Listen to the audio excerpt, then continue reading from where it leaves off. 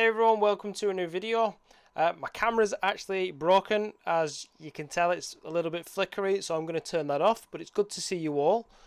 What today's video is all about is it's a follow-on from the previous video where I discuss arrays, structures, and in that video I mentioned that you can use data tables to sort of, along with structures and arrays and for loops and stuff like that, to sort of feed some data into your system.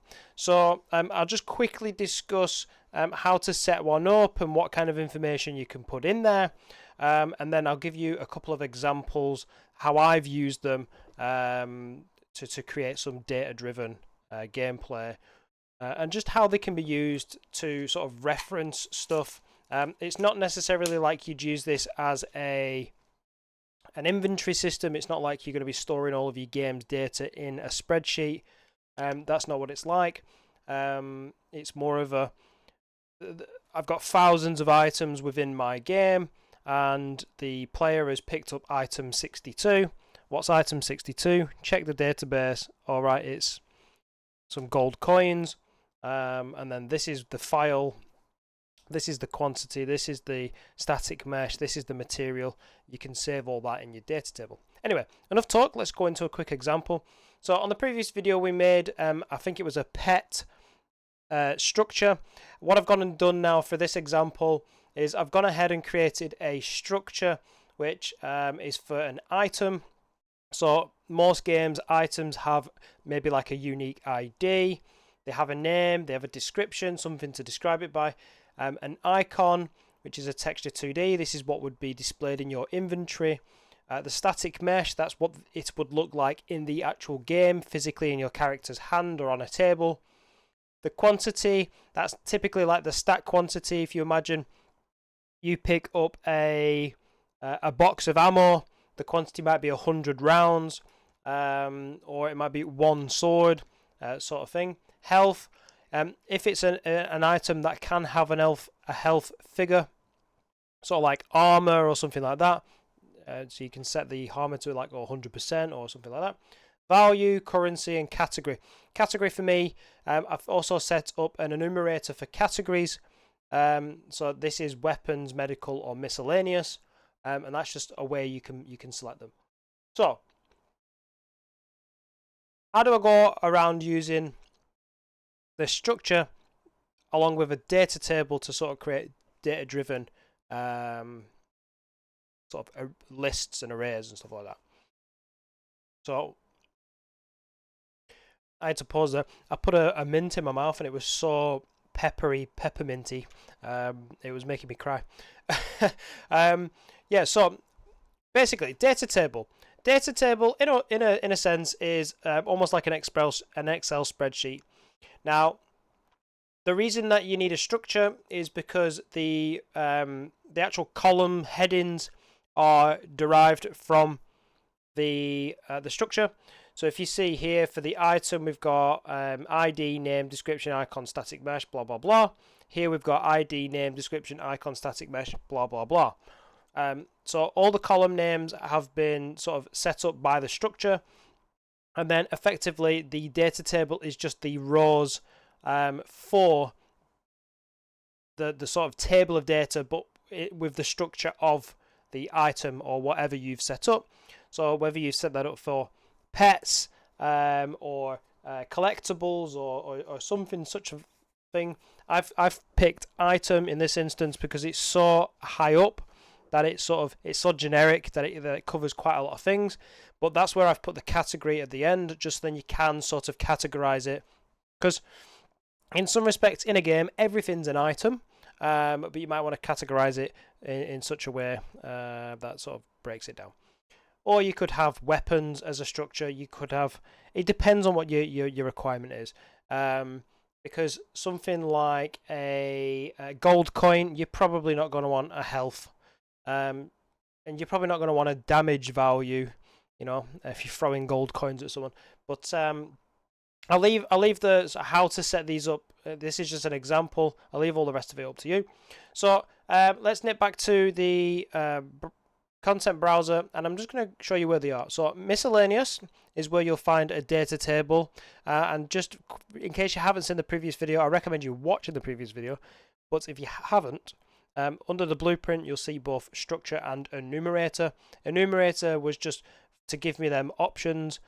You can switch by, which it doesn't matter if you don't know what that means, but it gives me them categories. Structure is what's outlining what makes up an item, or what's required to make up an item. Again, watch the previous video, I'll go into more depth of what these are and how you can use them. So we go to miscellaneous, we go to data table, and the first thing that it asks you is, what's the structure? Tell me what the structure of this data table is, which is when you can then pick item, hit OK, and it'll make you a data table like this. Now, obviously, I've been through here now, and I've added, you can press add a few times, and I've gone through here, and I've changed sort of this bronze sword. I've given it an ID of 243, given it a name, a description, and some other bits and bobs. Now, obviously, going through here and selecting all these can be quite tedious, so you can also come in and just type them in, but you need to sort of export this first. So to do that, come back to your content browser, right click on your data table and export as a CSV. That will allow you to export it. Once you've done that, you can open it in something like Excel as a CSV, and you'll see all your column headers are there.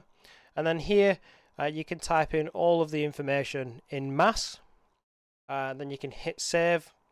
And if you watch this now, if I re-import this, it's now pulled in all this extra information and filled out all of these slots.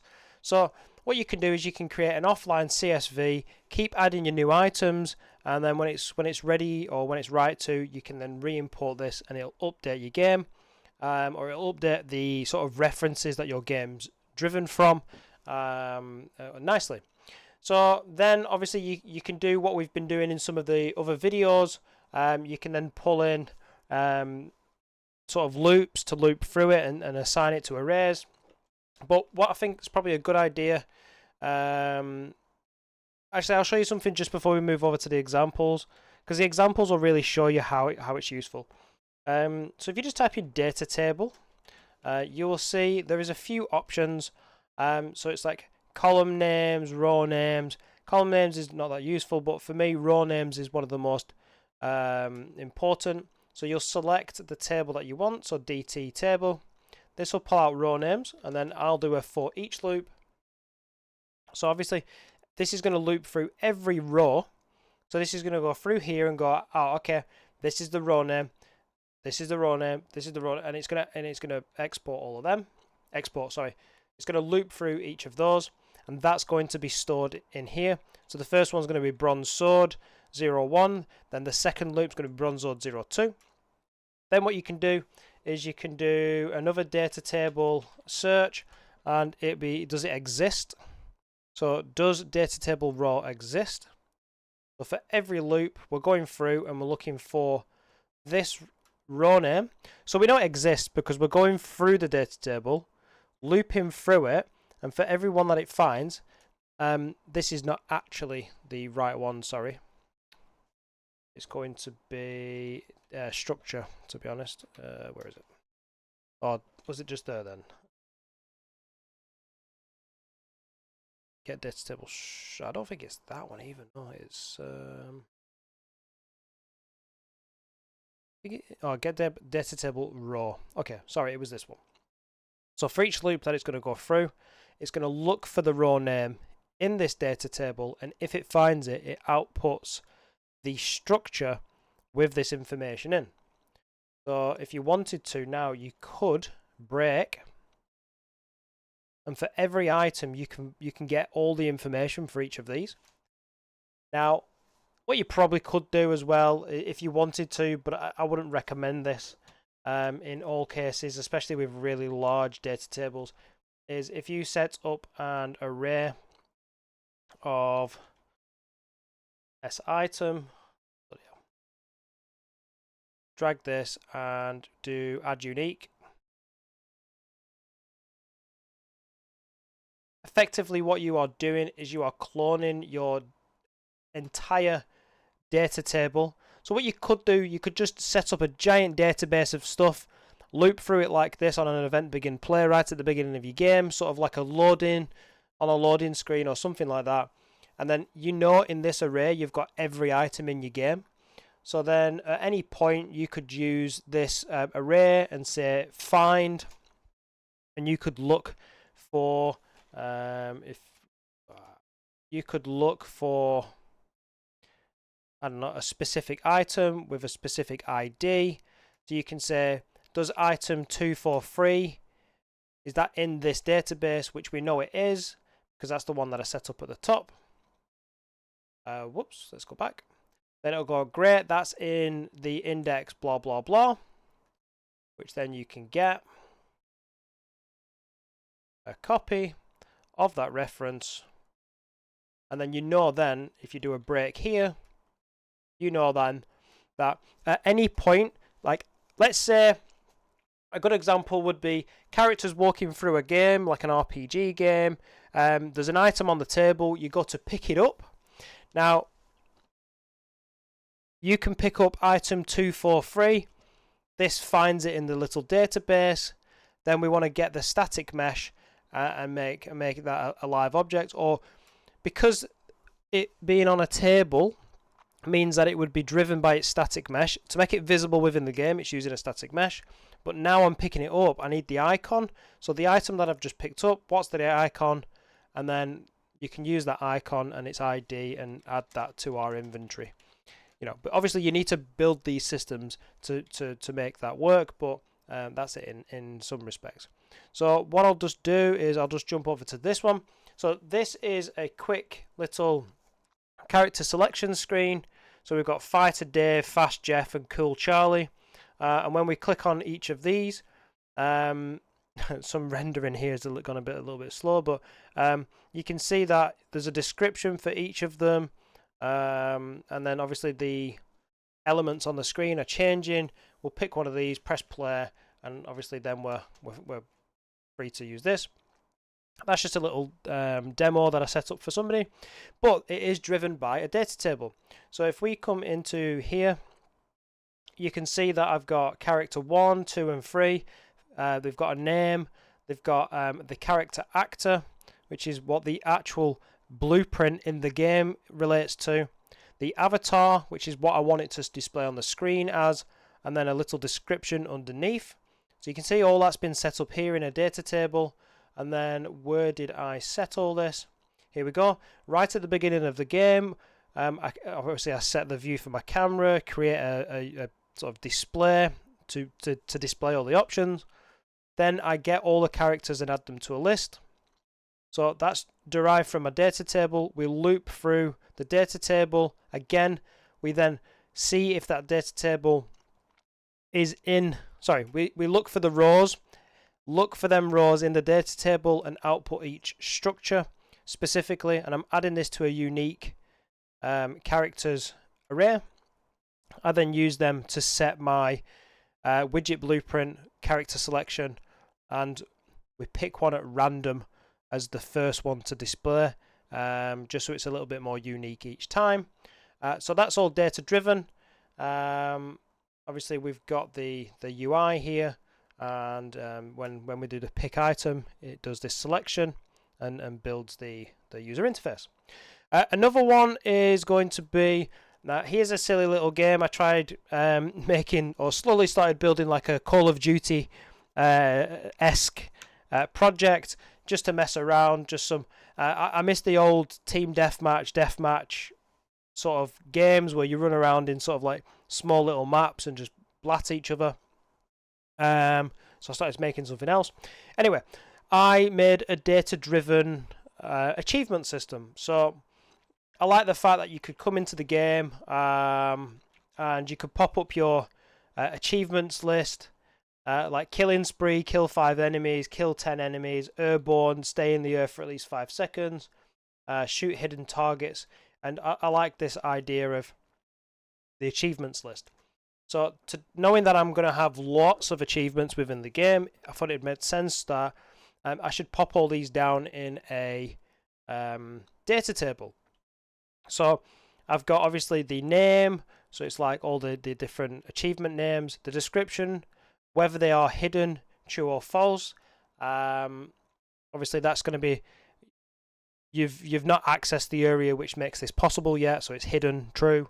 We've got what colour is it once you've achieved it, what colour is it when it's not achieved, if there's different stages to it. So like you can't do Killing Spree 3 before you've done Killing Spree 2 and 1, so there's different stages. The icon that it's going to look like on the actual screen, you can see here that it's changing as I'm clicking through, and whether it's been complete or not. And then pretty much the same thing, there's this achievement system then which gets the data row names, loops through, finds the actual structure for that and adds it to my unlocked achievements array, and then I use that then to feed this list. So that's pretty much it. I hope you enjoyed them examples there at the end. It just really puts a bit of meaning behind how you can use these, and just some actual examples rather than trust me bro, you can do it this way. Two very good examples, obviously the data-driven customization screen, because you can imagine this is quite you can imagine this in sort of games like Mortal Kombat, just to name one. And lots of games. I can't think of all the new ones. What is it? Marvel Rivals, and stuff like that. Basically, where you've got a list of characters that have all got very different, unique abilities, static meshes, descriptions, abilities, all that sort of stuff. That it'd be easier if there was just a big list of them that you could just type up. And then just import them in the game, and you can imagine that they rotate these over different seasons, maybe for some games and maybe not for others, where they become available and not available. And that could just be a case of is this one live, true or false? And if it's not, on the next season you just flick them all to false and set, push in loads of new characters. You got like League of Legends, which I think there's hundreds of characters, for example. Yeah, so I just hope that there's enough variation and enough sort of examples there to give you sort of some food for thought of what's possible. And I hope my very brief talk through there's not much to it really. It's more how you build it out and sort of add these layers to it. So obviously, the whole character picker around it is probably more important than what data's pulled, but it's how you use them. It's knowing how to use a structure and where to send the information at the right time. That's the most important stuff. But if anything I can add to this, just before I stop talking, because I'm rabbiting now, but just practice with it. Create a few structures, create a few loops, and with enough practice you'll get that aha moment, and things will sort of come together, I hope. Let's see if the camera works just for the last few seconds. It doesn't. I think that notification meant my camera's completely died now. But thanks for watching. I guess if you've got this far, please consider giving me a like, subscribe if you want to see more stuff. I'm aiming to spit out a few more videos. I know there's been quite a break in my videos, but I want to try and pick that back up and sort of actually publish some videos this year. So subscribe so you don't miss that. And still got a Discord channel if you want to come and chat or ask me questions, send me some screenshots if you help debugging something, or if you just want to bounce ideas off me, absolutely fine. Just come and jump in the Discord or DM me. It's absolutely fine. It's up to you. That's it for me. We're nearly at the 20-minute mark, so I'm going to stop talking. Thanks for watching. I'll see you in another one. Thank you.